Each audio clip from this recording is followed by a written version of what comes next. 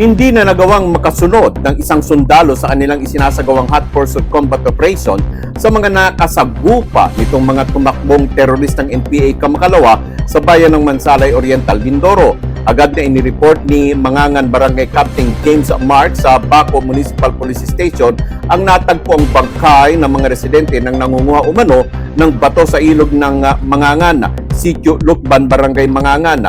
Nagtungo umano ang 76 Infantry Battalion upang alamin kung ito nga yung nawawali nilang kasamahan na nagsasagawa ng hot pursuit operation sa mga tumatakbong teroristang NPA.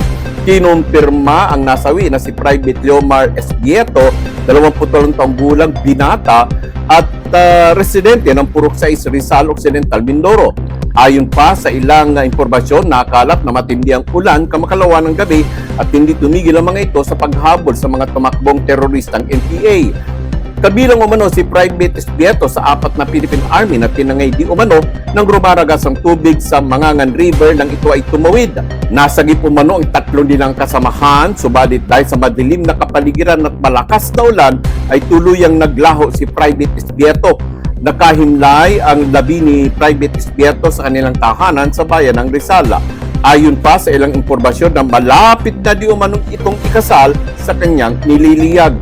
Samantala, ibinigay naman ng 2nd Infantry Jungle Fighter Division ang pinakamataas sa pagpupugay kay Private Esbieto na isa sa kinikilalang fallen heroes mula sa hanan ng 76 Infantry Battalion na gumanap ng sukdulang sakripisyo sa serbisyo para sa mamamayan ng isla ng Mindoro at sa paghahangad na makamit ang pangmatagalang kapayapaan. Matatandaang ipinangako ng 2nd Infantry Division na wawakasan na ang karahasan na isinasaboy ng mga teroristang CPP and PANDF sa isla ng Mindoro bago matapos ang 2025.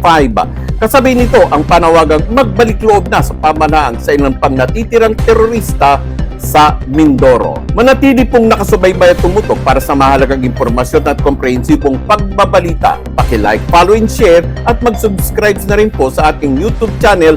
Ako po, Marraro at your service. Ito ang ating special report.